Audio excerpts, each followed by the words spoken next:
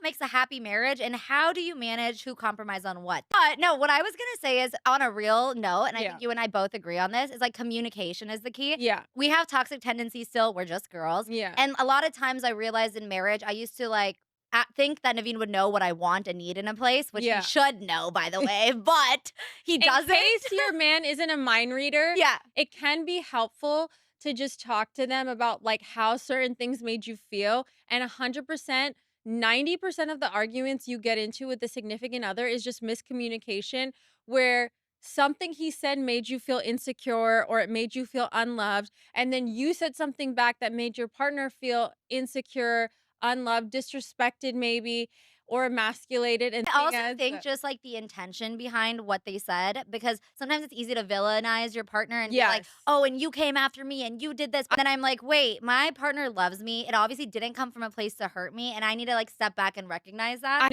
To Nail's point, if you can kind of get out of that place and instead of assuming the worst of intentions, is assume the best of intentions Exactly. and communicate why something made you feel insecure, unloved.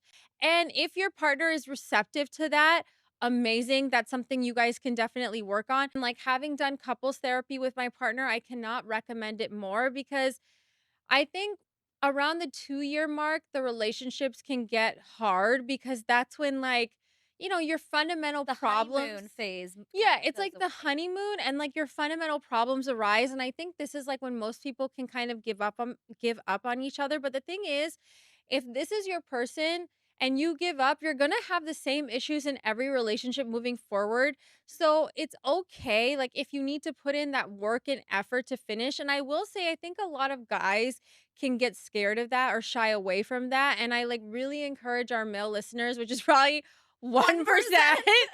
to like really just like look inward and say like, okay, it's okay if I have to put work in. It's not scary. It doesn't mean the relationship is broken. Like, we all have our baggage, and a lot of us come from trauma households with like first generation, like our parents being immigrants or whatever. So like, it's okay if you need a third party to just like For sure. explain things to you. And Yeah. so what I've learned over time is compromise is a long-term thing that you have to Yeah. focus on, and it's things that are gonna constantly come up, but it's never holding it against somebody that I did Yeah. this and I did this for you, and more so being like, "I did this for our relationship," or "I Right. did this for our future," and Right. never keep tabs or you're gonna ruin your relationship.